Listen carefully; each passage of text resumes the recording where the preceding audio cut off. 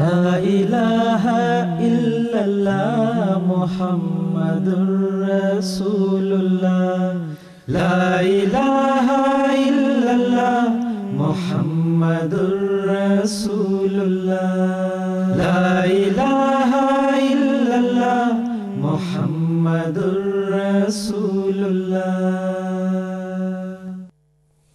اعوذ باللہ من الشیطان الرجیم، بسم اللہ الرحمن الرحیم۔ ناظرین کرام، السلام علیکم ورحمۃ اللہ وبرکاتہ۔ پروگرام دینی و فقہی مسائل کے ساتھ ہم آپ کی خدمت میں حاضر ہیں۔ ناظرین کرام، آج سے ہم انشاءاللہ ایک موضوع پر پروگراموں کا ایک سلسلہ شروع کر رہے ہیں، یعنی ہمارے آئندہ چند پروگراموں میں یہ موضوع زیر گفتگو رہے گا، اور وہ موضوع ہے کہ بچوں کی تربیت، تعلیم اور پرورش کس طرح سے۔ آپ سب دیکھ سکتے ہیں، سمجھ سکتے ہیں کہ انتہائی بنیادی اہمیت کا حامل یہ موضوع ہے، یعنی انسان کی زندگی کا ایک لازمی جز ہے۔ بلکہ اکثر یہ ہوتا ہے کہ انسان کو ایک سٹیج پر آ کر اپنی زندگی سے زیادہ، اپنے کاموں سے زیادہ اس کی امیدیں، اس کی توقعات، اس کی سوچوں کا محور یہ ہوتا ہے کہ اس کے بچوں کی کیا حالت ہے، ان کی تعلیم کیسی جا رہی ہے، ان کی تربیت کیسی جا رہی ہے، وہ کس ماحول میں پرورش پا رہے ہیں، وہ کل کو کیا بنیں گے، کس طرح سے زندگی گزاریں گے، ان کی علمی، روحانی اور دینی کیفیات کیسی ہوں گی۔ تو ہم نے یہ سوچا ہے کہ ہم اپنے ناظرین کے ساتھ مل کر اس موضوع پر گفتگو کریں، اس کے دینی، روحانی، معاشرتی پہلوؤں کو دیکھ سکیں، اور اس کے ساتھ ساتھ جہاں عمر کے مختلف مراحل سے تعلق رکھتے ہوئے فقہی لحاظ سے بعض مسائل کی ضرورت ہو وہ بھی اس میں بیان کر دیے جائیں۔ قرآن کریم میں سورہ سجدہ میں اللہ تعالیٰ نے یہ فرمایا، اعوذ باللہ من الشیطان الرجیم، فلا تعلم نفس ما اخفی لہم من قرۃ اعین، بس کوئی ذی روح نہیں جانتا کہ اس کے اعمال کے بدلے میں اس کے لیے آنکھوں کی ٹھنڈک میں سے کیا چھپا کر رکھا گیا ہے۔ یہاں اس بات کا اظہار ہے کہ آنکھوں کی ٹھنڈک انسان کو کس طرح سے حاصل ہوگی، اس کے بارے میں اسے علم نہیں ہے۔ ایک دوسری آیت کریمہ جو ہے وہ ایک اشارہ اور ایک رہنمائی اس حوالے سے ایک دوسری جگہ پر کرتی ہے کہ آنکھوں کو ٹھنڈک انسان کو کس طرح سے حاصل ہو سکتی، اور انسان کو اس کے لیے دعا سکھائی گئی ہے۔ وہ دعا یہ ہے کہ ربنا ہب لنا من ازواجنا و ذریاتنا قرۃ اعین واجعلنا للمتقین اماما، اور کہ اے ہمارے رب، ہمیں اپنے جیون ساتھیوں اور اپنی اولاد سے آنکھوں کی ٹھنڈک عطا کر اور ہمیں متقیوں کا امام بنا۔ یعنی انسان کو ہمیشہ یہ دعا مد نظر رہنی چاہیے کہ اس کی اولاد اس کے لیے آنکھوں کی ٹھنڈک ہو، اور متقی لوگوں کے ساتھ اس کا واسطہ ہو، اس کی نسل ان لوگوں میں چلے۔ تو کیا ان دعاؤں کے کرنے کا وہ موقع ہے کہ جب انسان کے ہاں بچہ پیدا ہو جاتا ہے اور اس کی پرورش کا آغاز ہو جاتا ہے؟ کیا صرف اسی موقع پر آ کر ہی انسان کو یہ دعائیں کرنے کا حکم ہے، یا اس کا سلسلہ کہیں بہت پہلے سے چلتا ہے اور اس کی انسان کو ضرورت پڑتی ہے؟ ان سب موضوعات پر، ان سب باتوں پر کہ کب سے دعاؤں کے ذریعے، عملی اقدامات کے ذریعے، کن باتوں کو مد نظر رکھتے ہوئے ان کی عادات کو درست طور پر جو ہے وہ پروان چڑھانے کے لیے کن کن امور کو مد نظر رکھنا چاہیے، کیا دینی اور اسلامی تعلیمات ہیں، حضرت مسیح موعود علیہ السلام اور آپ کے خلفائے کرام نے کس طرح سے رہنمائی فرمائی ہے، ہم انشاءاللہ اس پروگرام میں ان سارے پہلوؤں کو دیکھنے کی کوشش کریں گے۔ ہمارے آج کے اس پروگرام میں جو علماء کرام شرکت فرما رہے ہیں ان میں شامل ہے مکرم محترم لقمان احمد کشور صاحب اور مکرم محترم حافظ سید مشہود احمد صاحب۔ ان بزرگان سے اس موضوع کے متعلق گفتگو کا آغاز کرتے ہیں، اور جیسے ابھی شروع میں خاکسار یہ عرض کر رہا تھا کہ کیا ان دعاؤں کا موقع اس کے بعد سے پیدا ہوتا ہے جب وہ بچہ اس دنیا میں آ جاتا ہے، یا حافظ صاحب تربیت کا یہ جو کام ہے اس کا آغاز پیدائش سے پہلے بھی ہوتا ہے؟ جزاک اللہ وسیم صاحب، مجھے اس وقت حضرت مسیح ناصری صلی اللہ علیہ وسلم کی ایک بات یاد آ رہی ہے جس میں آپ نے فرمایا کہ درخت اپنے پھل سے پہچانا جاتا ہے۔ دراصل بات یہ ہے کہ جس گھر میں بچے کی ولادت ہونی ہے اس گھر کا ماحول جو ہے اور اس گھر میں جو اس کے والدین ہیں ان کے اخلاق اطوار جو ہیں اس بچے کے اوپر اثر انداز ہوتے ہیں۔ قرآن کریم نے انبیاء کا ذکر کیا ہوا ہے اور بڑی کثرت کے ساتھ بعض انبیاء کا بڑی تفصیل کے ساتھ ذکر موجود ہے، اور سورہ یوسف کے اختتام میں اللہ تعالیٰ فرماتا ہے لَقَدْ كَانَ فِي قَصَصِهِمْ عِبْرَةٌ لِأُولِي الْأَلْبَابِ کہ انبیاء کے جو قصے ہیں ان میں مومنین کے لیے، عقل رکھنے والوں کے لیے عبرت کے سامان ہیں، تاکہ وہ انہیں پڑھیں، ان پہ غور کریں اور ان کو اپنی زندگی کا اسوہ بنائیں اور انہیں اپنائیں۔ حضرت مسیح ناصری علیہ السلام کی جو زندگی ہے اس کا ذکر جو ہے وہ خدا تعالیٰ نے قرآن کریم میں بڑی تفصیل کے ساتھ کیا ہوا ہے۔ آپ کی جو نانی تھیں جن کا ذکر قرآن کریم میں امراۃ و عمران کے نام سے آیا ہے کہ عمران کے خاندان کی ایک خاتون، انہوں نے جب وہ حاملہ ہوئی ہیں تو انہوں نے خدا تعالیٰ سے ایک نظر باندھی ہے، اور سورہ آل عمران میں اس کا ذکر موجود ہے، اور وہ فرماتی ہیں کہ ربی انی نذرت لک ما فی بطنی محررا فتقبل منی۔ گویا کہ وہ خدا تعالیٰ سے یہ دعا کر رہی ہیں کہ خدا یہ جو بچہ میرے پیٹ میں ہے میں اس کو ابھی سے ہی تیری زندگی تیرے لیے وقف کرتی ہوں، تیری راہ میں وقف کرتی ہوں۔ تو یہ چیز بتاتی ہے کہ ان میں خدا تعالیٰ کی طرف لگاؤ، خدا تعالیٰ کی طرف جھکاؤ تھا،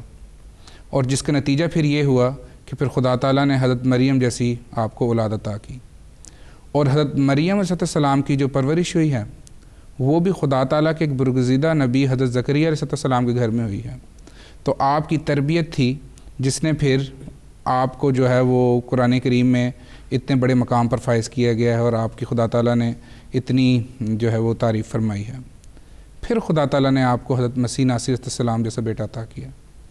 تو پتہ یہ چلتا ہے کہ انبیاء کی تاریخ اٹھا کے دیکھ لیں تو ان کے گھر کا ماحول ایسا تھا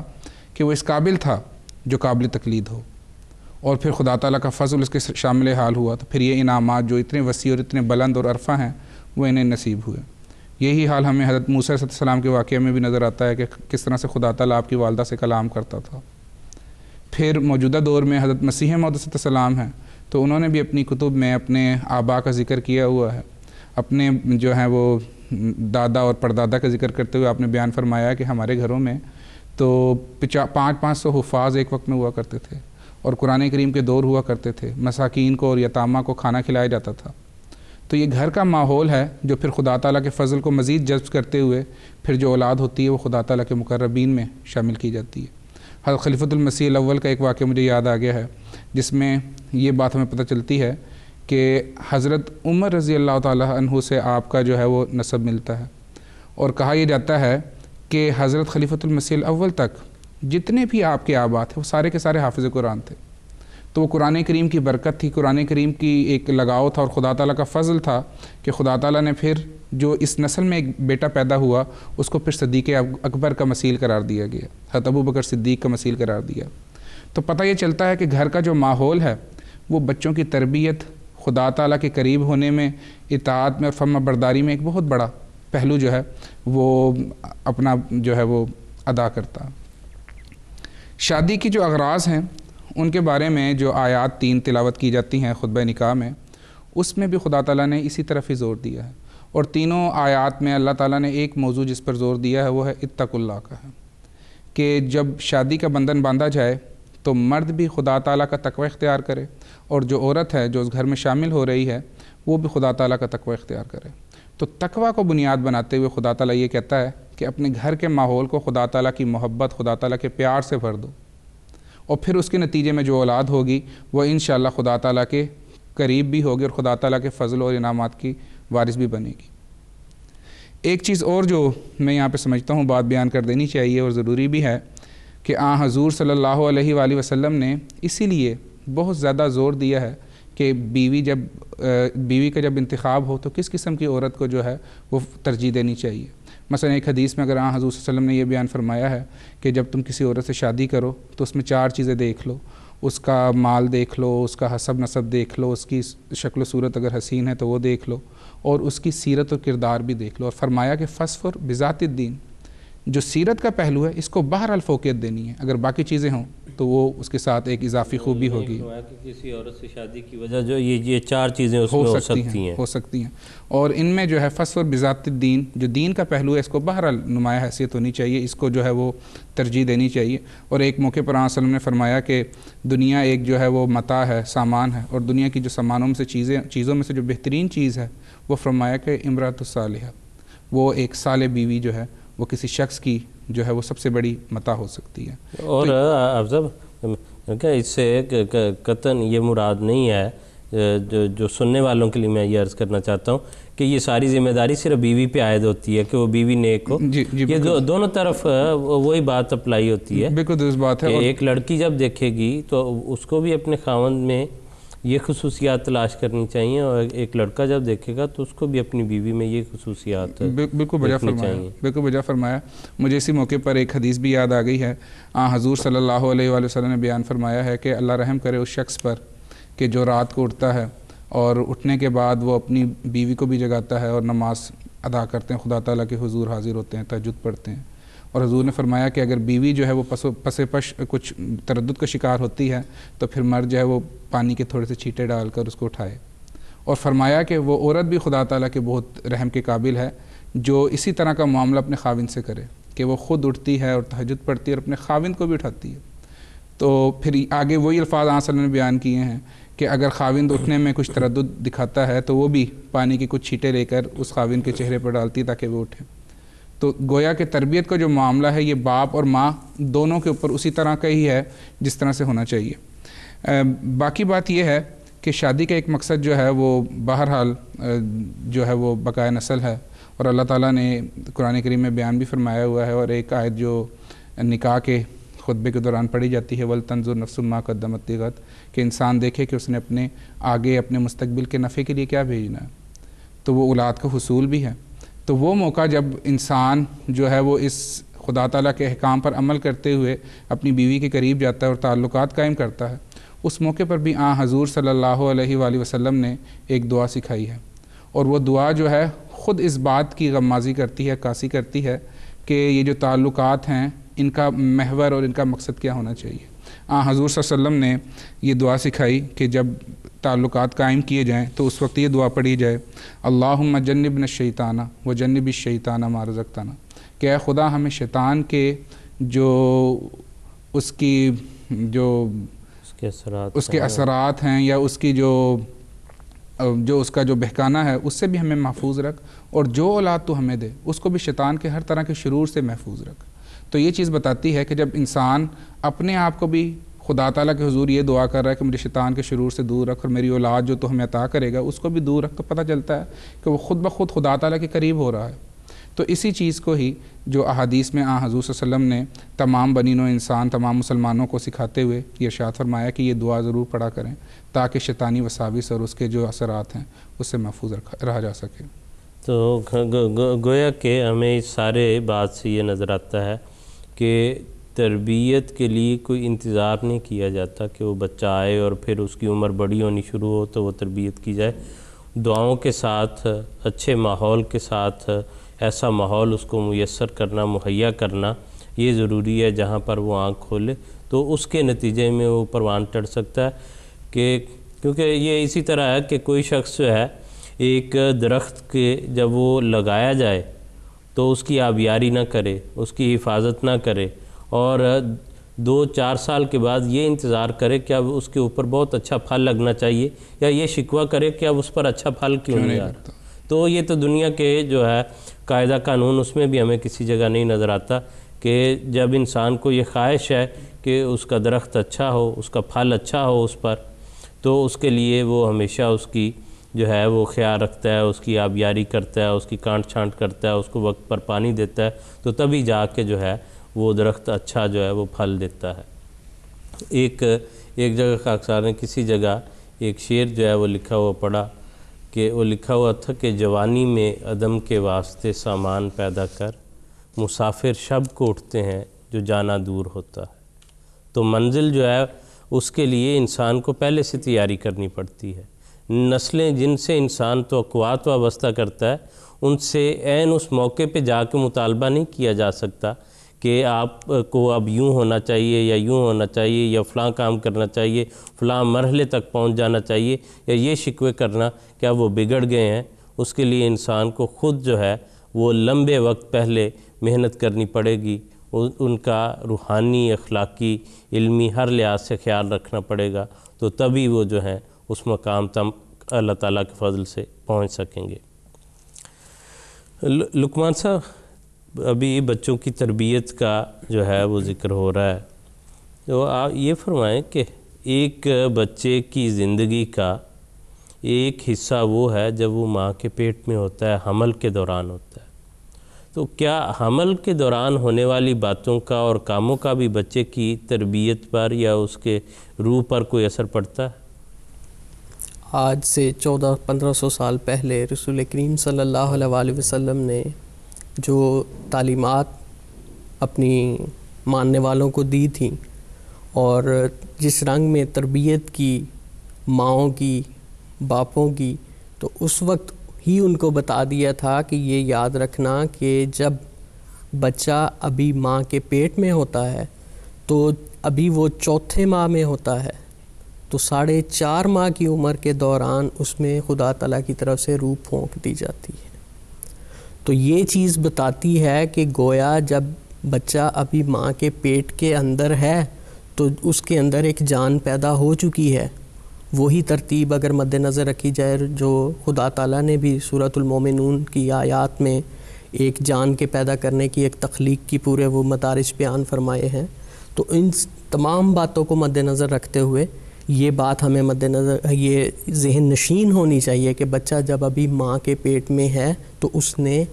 بیرونی ماحول کا ایک اثر قبول کرنا شروع کر دیا ہے۔ یہ تو رسول کریم صلی اللہ علیہ وسلم کی اعلیٰ ذات تھی جنہوں نے اس قدر پہلے یہ راز کھول دیا خدا تعالیٰ سے خبر پا کر۔ آج کی سائنس بھی یہ بات ماننے پہ مجبور ہو چکی ہے، نہ صرف مجبور ہو چکی ہے بلکہ یہ تحقیق سے ثابت کر چکی ہے کہ جب بچہ ابھی ماں کے پیٹ کے اندر ہو تو 3 ہفتے میں،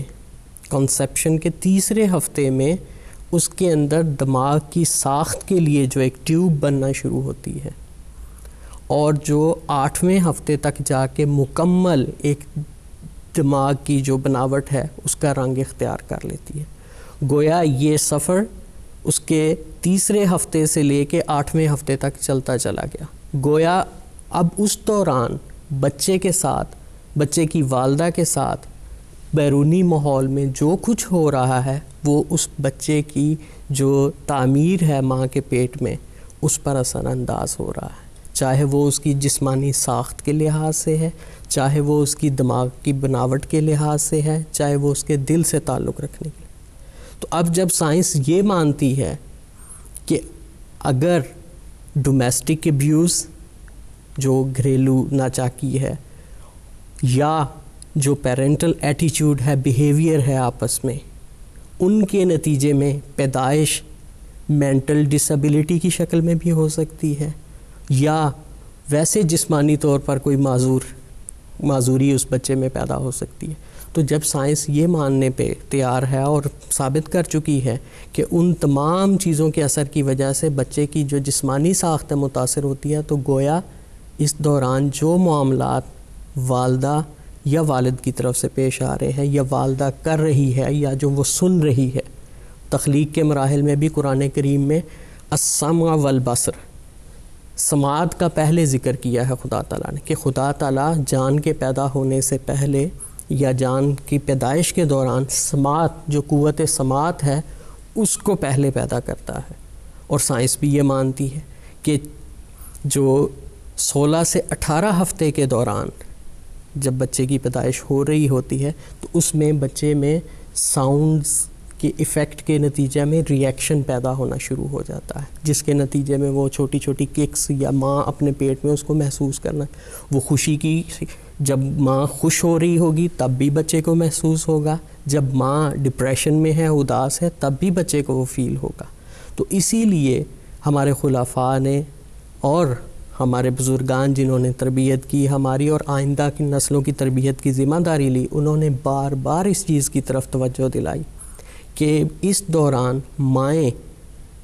ایسا ماحول اختیار کریں، گھر کا ایسا ماحول بنائیں، اپنی ذات کو اس رنگ میں بنا کے رکھیں کہ جو اس بچے پہ اثر ڈالے اور بچہ کل کو پیدائش کے بعد معاشرے کا ایک مفید وجود بنے، اس کی تربیت کے پہلو کو مد نظر رکھے، قرآن کریم کی تلاوت بار بار کرے، نماز کے قیام کی طرف توجہ دے، چندوں کی ادائیگی، جماعتی جتنی بھی تحریکات ہیں یا جو بھی اسلامی تعلیمات ہیں ان پر عمل کرنے کی پورا کوشش کرے تاکہ کل کو وہ ایک اچھا پھل ثابت ہو۔ حضرت خلیفۃ المسیح اول رضی اللہ عنہ اپنی ذاتی مثال بیان کرتے ہوئے فرمایا کرتے تھے کہ آیت الکرسی میں نے ماں کے پیٹ میں سیکھ لی تھی، کہ گویا ان کی والدہ اس قدر دینی ماحول میں تھی رہتی اور اس قدر مائل تھی ان چیزوں کی طرف، یا اتنا زیادہ وہ اس کا ورد کرتی تھی کہ وہ ماں کے پیٹ میں سنتے رہے اور وہ یاد کر لی۔ اور پھر اس کے بعد خود فرمایا، مرقات الیقین جو حضور کی کتاب ہے جس میں حضور نے اپنی سوانح اور حالات زندگی بیان فرمائے ہیں، اپنی مثال دی کہ میری والدہ نے 17 سال کی عمر میں قرآن کریم پڑھانا شروع کر دیا تھا، اور اس کا اثر اولاد پہ یہ ہوا کہ ہم سب بچوں کو قرآن کریم سے ایک عشق، اور وہ حضرت خلیفۃ المسیح اول رضی اللہ تعالیٰ عنہ کی زندگی سے عیاں ہے کہ کس قدر تفسیری نکات اور علوم سے ان کی زندگی بھری ہوئی تھی۔ پھر خود اپنی بیوی کے متعلق ایک واقعہ حضور نے وہیں درج کیا ہے۔ حضور فرماتے ہیں کہ میری بیوی کو جب میرے لڑکے محمود احمد کا حمل ہوا تو میں نے اس سے کہا کہ تم لکھا بہت کرو، مدعا اس سے یہ تھا کہ تجربہ کروں کہ یہ بچہ لکھنے کا شوقین ہوگا یا نہیں۔ چنانچہ جس وقت محمود احمد کے انتقال کا زمانہ قریب تھا، میں نے ایک قلم لیا اور 1 روپیہ لیا، دونوں اس کے سامنے کیے، اس نے ہر مرتبہ قلم ہی کی طرف ہاتھ بڑھایا۔ گویا یہ پیدائش کے بعد کا معاملہ ہے، لیکن جو اپنی بیوی کو نصیحت کی وہ اس دوران جب کہ ابھی حمل میں تھی، تو گویا اس طبیعت کا اثر قبول کیا گیا اور وہ بعد پیدائش کے بعد اس بچے کی زندگی میں نظر آیا۔ تو گویا ہر معاملے میں اگر آپ اپنے بچے کو روحانی طور پہ، جسمانی طور پہ اچھا ایک مفید وجود بنانا چاہتے ہیں تو یہ لازمی امر ہے کہ پھر دوران حمل ماں کو ان تمام باتوں کو مد نظر رکھنا پڑے گا جو کل کو اس کی تربیت پہ اثر انداز ہونے والی۔ جی بالکل، کہ جو پیغام اس وقت جو ہے اس بچے کو ملے گا وہ اس کے ساتھ چلے گا، اس لیے یہ سمجھنا کہ وہ پردے میں ہے، وہ ابھی جو ہے اس دنیا میں نہیں آیا، ابھی شاید اس پر اثر نہیں ہوگا یا علم نہیں ہوگا، وہ اس والدہ کے جو خیالات ہوں گے وہ بھی اثر کرتے ہیں، حتیٰ کہ یہ بھی کہا جاتا ہے جو وہ کھاتی ہے، جو پیتی ہے، یہ تو میڈیکل میں عام بات ہے، ہماری گھریلو خواتین جو ہیں بڑی بوڑھیاں وہ بھی بتاتی ہیں کہ جی یہ چیز کھاؤ یہ نہ کھاؤ، اس کا بچے کی صحت پر یہ اثر پڑتا ہے۔ تو اگر اس کی ظاہری صحت پر اس طرح اثرات ہوتے ہیں تو یقیناً جو دوسرا سلسلہ انسان کے ساتھ اس کی روح کا روحانیت کا چل رہا ہے اس پر بھی وہ پیغامات جو ہیں وہ راسخ ہوتے رہتے ہیں اس کے اندر۔ تو اس لیے اسی وقت سے جو ہے انسان کو یہ خیال رکھتے ہوئے کہ دعاؤں کی طرف اس کی توجہ ہو، نمازوں کی طرف ہو، عمدہ خیالات کی طرف ہو، اور نہ صرف اس کی والدہ کی بلکہ دیگر جو گھر کے افراد ہیں ان کو بھی یہ سارا ماحول پیدا کرنے میں اس کی مدد کرنی چاہیے اور اس کا خیال رکھنا چاہیے۔ آگے چلتے ہیں ناظرین کرام، اور ابھی ہم آپ صاحب سے بات کرتے ہیں۔ حفصہ، حمل کے بعد اللہ تعالیٰ نے جو بھی اس رحم میں پیدا کیا وہ اس دنیا میں آتا ہے، اور وہ کبھی کوئی بچہ ہوتا ہے، وہ لڑکا ہوتا ہے، کبھی وہ لڑکی ہوتی ہے، لیکن ہم یہ دیکھتے ہیں کہ بعض جگہوں پر دونوں کی پیدائش پر رد عمل مختلف ہوتا ہے۔ بعض لوگوں کو بیٹی کی پیدائش پر اس طرح خوشی محسوس نہیں ہوتی، اسلامی نقطہ نظر سے آپ یہ بتائیں کہ کیا اس میں کوئی فرق رکھا گیا ہے بیٹے اور بیٹی کی پیدائش کے لحاظ سے؟ جزاک اللہ وسیم صاحب، جیسا کہ ابھی آپ نے ذکر بھی کیا ہے کہ خدا تعالیٰ جو ہے وہ قادر ہے کہ اس نے کیا تخلیق کرنا ہے، آیا لڑکا پیدا کرنا ہے یا لڑکی، اور اس بات کا ذکر خدا تعالیٰ نے قرآن کریم میں بھی ان الفاظ سے کیا ہے، یہب لمن یشاء اناثا ویہب لمن یشاء الذکور او یزوجہم ذکرانا و اناثا ویجعل من یشاء عقیما، کہ اللہ تعالیٰ خود فرماتا ہے یہ مکمل طور پر میرا اختیار ہے کہ میں جسے چاہوں بیٹیوں سے نوازوں اور جس کو چاہوں صرف لڑکے دوں، اور جس کو چاہوں ملا جلا کے بیٹے بھی دوں بیٹیاں بھی دوں، اور یہ میرا اختیار ہے، میں جس کو چاہوں کچھ بھی نہ دوں، بانجھ رکھوں۔ تو اس میں تو سارا معاملہ جو ہے وہ خدا تعالیٰ کی طرف خدا تعالیٰ نے اپنے ذمے لیا ہوا ہے،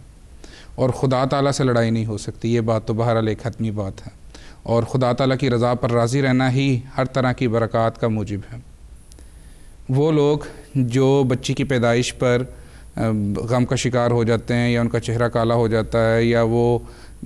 اپنی قوم کے لوگوں سے جو ہے وہ پشیمانی کے طور پر چھپتے پھر رہے ہوتے ہیں، یا وہ یہ چاہتے ہیں کہ اپنی بیٹی کو جو ہے وہ دفن کر دیں، قرآن کریم کے یہ الفاظ ہیں سارے، تو حضور صلی اللہ علیہ وآلہ وسلم نے دراصل اس امت پر ایک جو عظیم انعام یا ایک عظیم جو احسان کیا ہے وہ یہ ہے کہ حضور صلی اللہ علیہ وآلہ وسلم نے بچی کی بھی حرمت قائم کی ہے، اور بیان یہ فرمایا ہے کہ بچی بھی اسی محبت کی اور شفقت کے لائق ہے جس طرح کہ ایک بیٹا ہو سکتا ہے۔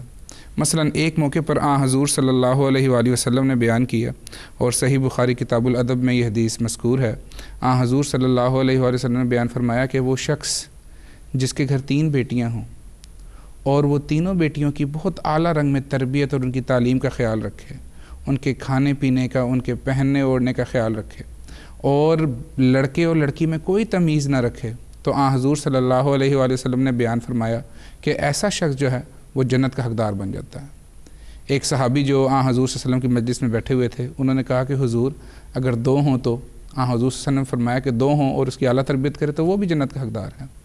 اور ایک موقع پر حضور صلی اللہ علیہ وسلم نے یہاں تک فرمایا کہ ایسا شخص جو اپنی بیٹیوں کی یا اپنی بہنوں کی جن کے والدین نہیں ہوتے ان کی تربیت کرتا ہے، اسی رنگ میں کرتا ہے، اعلیٰ رنگ میں کرتا ہے، تو حضور نے فرمایا کہ ایسا شخص اور میں قیامت کے دن اس طرح ہوں گے، کہاتین، حضور صلی اللہ علیہ وسلم نے کہا کہ ہم اس طرح سے ایک ساتھ ہوں گے۔ پھر ایک واقعہ ہمیں حدیث میں مذکور ملتا ہے، عائشہ رضی اللہ عنہا کے پاس ایک خاتون آئیں جن کے ساتھ 2 بیٹیاں تھیں، اور انہوں نے کچھ عرض کی ہے کہ کچھ اگر ہے تو ہماری ضیافت کریں، تو حضرت عائشہ کے پاس 3 کھجوریں تھیں، تو آپ نے وہ اسے پیش کر دیں۔ انہوں نے ایک کھجور ایک بیٹی کو دی، دوسری کھجور دوسری بیٹی کو دی، اور جو تیسری کھجور تھی ابھی وہ اپنے منہ میں ڈالنے ہی لگی ہیں کہ بچوں نے مانگ لی، تو ماں نے وہ کھجور جو ہے منہ میں ڈالنے کے بجائے آدھا آدھا کر کے ایک بیٹی کو دے دی اور ایک دوسری بیٹی کو دے دیا۔ تو جب وہ چلی گئی ہیں تو حضور صلی اللہ علیہ وسلم گھر میں آئے ہیں، تو حضرت عائشہ نے کہا مجھے اس بات سے بڑا تعجب ہوا ہے، اس ماں کی جو ممتا دیکھ کر میرا دل بھر آیا ہے۔ تو حضور صلی اللہ علیہ وآلہ وسلم نے فرمایا کہ ایسی ماں جو اپنی بچیوں کے ساتھ اتنا اعلیٰ اور اتنا احسن سلوک کرے، کیا کبھی جہنم کی آگ بھی ایسی عورتوں کو چھو سکتی ہے؟ تو اس سے یہ پتہ چلتا ہے کہ بچوں کا ہونا یہ تو خدا تعالیٰ کی نعمت ہے، عورتوں کا ہونا یا بچیوں کے پیدا ہونا یہ بھی خدا تعالیٰ کا بہت بڑا فضل ہے، بہت بڑی نعمت ہے۔ حضور صلی اللہ علیہ وآلہ وسلم کی خود 4 بیٹیاں ہوئیں، ان میں سے جو ہر بیٹی کے ساتھ حضور صلی اللہ علیہ وسلم کی محبت کا، پیار کا اور ان کے ساتھ رافت کا اور شفقت کے جو ہیں کئی مثالیں جو ہیں وہ ہمیں احادیث میں ملتی ہیں۔ حضرت فاطمہ کے بارے میں ایک حدیث جو حضرت عائشہ رضی اللہ تعالیٰ عنہ نے ذکر کی ہیں، وہ بیان کرتی ہیں کہ جب بھی حضرت فاطمہ رضی اللہ عنہ حضور صلی اللہ علیہ وسلم کے پاس ان سے ملنے کے لیے آیا کرتی تھیں، تو حضور صلی اللہ علیہ وآلہ وسلم اگر بیٹھے ہوتے تو کھڑے ہو جاتے تھے، جاتے تھے، خود آگے بڑھتے تھے، ان کا ہاتھ پکڑتے تھے، ان کے ہاتھ کو بوسہ دیتے تھے، اور جس جگہ پر حضور صلی اللہ علیہ وسلم خود بیٹھا کرتے تھے اس جگہ پر حضرت فاطمہ کو بٹھایا کرتے تھے۔ تو حضور صلی اللہ علیہ وآلہ وسلم نے گویا کہ خود اپنے ہی اسوہ سے یہ ثابت کیا کہ بچیاں جو ہیں وہ انتہائی قابل احترام ہیں اور انتہائی محبت کے لائق ہیں۔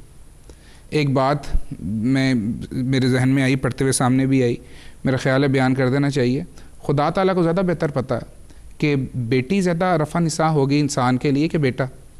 اور ایک جگہ پہ تو یہ بھی قرآن کریم کی آیت سے استنباط کیا ہوا تھا ایک بزرگ نے کہ خدا تعالیٰ نے جو فرمایا ہے آسان تکرہوا شیئا وہو خیر لکم وآسان تحبوا شیئا وہو شر لکم،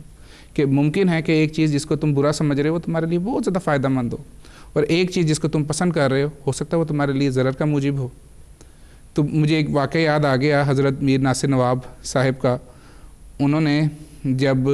ان کے ہاں بیٹی پیدا ہوئی ہیں تو انہوں نے خدا تعالیٰ کے حضور دعائیں شروع کر دی ہیں۔ تو کسی نے جب یہ پوچھا ہے کہ آپ کے داماد جو ہیں وہ وقت کے نبی بنے ہیں تو اس کی وجہ کیا ہے، تو انہوں نے کہا کہ میں نے اس بچی کے لیے دعائیں شروع کر دی تھی، اور کثرت سے اس کی پیدائش کے فوراً بعد سے میں نے دعائیں کرنی شروع کر دی تھی، اور یہ دعائیں کرنی شروع کر دی تھی کہ خدا تیری نظر میں جو بہترین شخص ہے اس کے ساتھ اس کا رشتہ اور اس کے ساتھ اس کا تعلق قائم کرنا۔ تو بعد میں پھر ہمیں یہ پتہ چلتا ہے کہ خدا تعالیٰ نے اس دعا کو اتنے بہترین رنگ میں قبول کیا ہے کہ مسیح موعود علیہ السلام سے آپ کا رشتہ ہوا ہے۔ تو دیکھیں کیا خدا تعالیٰ نے اس بچی کی قسمت کی ہے کہ اگر لڑکے بھی ہوتے تو شاید وہ اتنا مقام نہ پا لیتے جو حضرت مسیح موعود علیہ السلام کی زوجہ بننے پر خدا تعالیٰ نے آپ کو انعام دیا ہے۔ اور خدا تعالیٰ نے پھر حضرت مسیح موعود علیہ السلام کو الہاماً یہ فرمایا ہے کہ وَأَزْوَاجُهُ أُمَّهَاتُهُمْ کہ یہ جو بیٹی ہے یہ تا ابد تک آنے والے جو مسلمان ہیں ان کی ماں قرار دے دی گئی ہے۔ تو اتنا بڑا مقام ہے خدا تعالیٰ نے جو بیٹی کو عطا کیا ہے۔ تو بیٹیاں جو ہیں وہ محبت کے لیے ہیں، ان کے ساتھ جو ہے وہ شفقت کا سلوک کرنا چاہیے، نہ کہ نفرت کی جائے۔ اور حافظ صاحب جیسے ابھی ذکر ہو رہا ہے، لیکن یہ ایک حقیقت ہے، تلخ حقیقت ہے معاشرے کی،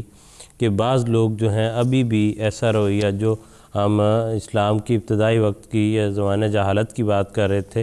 ابھی بھی جو ہے بعض لوگ ایسا اظہار کرتے ہیں بیٹی کی پیدائش پر۔ حضرت صاحب نے حضرت خلیفۃ المسیح خامس اید اللہ تعالیٰ بن نصر العزیز نے حضور نے 14 نومبر 2008 کو اپنے خطبہ جمعہ میں یہاں بیت الفتوح میں حضور نے ارشاد فرمایا کہ اس بات پر بیویوں کی زندگی اجیرن کر دینا کہ تمہارے لڑکیاں کیوں پیدا ہوتی ہیں، یا لڑکیوں کو باپ کا اس طرح پیار نہ دینا جس کا وہ حق رکھتی ہیں، بلکہ ہر وقت انہیں تانے دینا بچیوں کے دلوں میں بھی باپوں کے لیے نفرت پیدا کر دیتا ہے۔ بعض ایسے معاملات جب سامنے آتے ہیں تو حیرت ہوتی ہے کہ ایسے لوگ بھی اس زمانے میں ہیں جو بچوں پر اس طرح ظلم کر رہے ہیں، کہ جن کا ذکر پرانے عرب کے جہالت کے زمانے میں ملتا ہے کہ لڑکی کی پیدائش سے ان کے چہرے سیاہ ہو جاتے ہیں۔ بس یہ جہالت کی باتیں ہیں، اس سے ہر مومن کو، ہر احمدی کو بچنا چاہیے۔ اس کے بعد حضرت صاحب نے ایک بات بیان فرمائی، حضور نے فرمایا کہ میں ایک فیملی کو جانتا ہوں، احمدی فیملی کو، پرانی بات ہے کہ ان کے لڑکیاں پیدا ہوتی تھیں، 4-5 بیٹیاں پیدا ہو گئیں، تو انہوں نے بیٹے کی خاطر دوسری شادی کر لی، تو اس بیوی سے بھی 2-3 لڑکیاں پیدا ہوئیں، تو پھر انہوں نے بیٹے کی خاطر تیسری شادی کر لی، اس سے بھی پھر 3-4 بیٹیاں پیدا ہو گئیں، تو پھر چوتھی شادی کر لی، اس سے بھی اللہ تعالیٰ نے بیٹیاں ہی دی۔ آخر جو پہلی بیوی تھی جس سے بیٹیاں پیدا ہو رہی تھیں، پہلا بیٹا جو پیدا ہوا اسی بیوی سے پیدا ہوا۔ تو اللہ تعالیٰ کی مرضی ہے، جسے چاہتا ہے عطا کرتا ہے، اور جس طرح چاہتا ہے عطا کرتا ہے۔ تو اس لیے حضور نے یہ فرمایا کہ اگر دعا کرنی ہے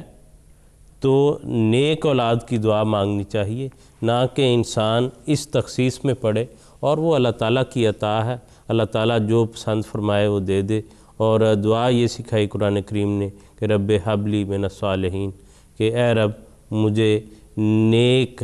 جو اولاد ہے اس میں سے عطا فرما، وہ بیٹا ہو یا بیٹی ہو، اور اللہ تعالیٰ جو عطا فرمائے اس کو شکر کے ساتھ اور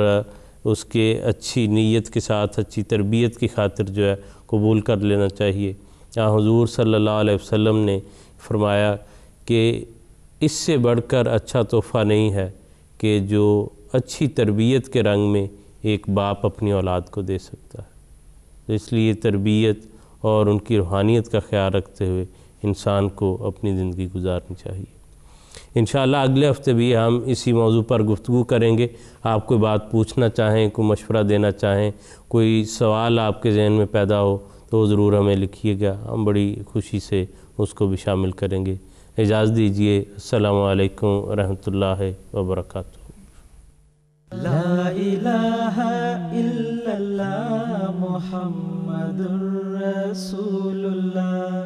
لا الہ الا اللہ محمد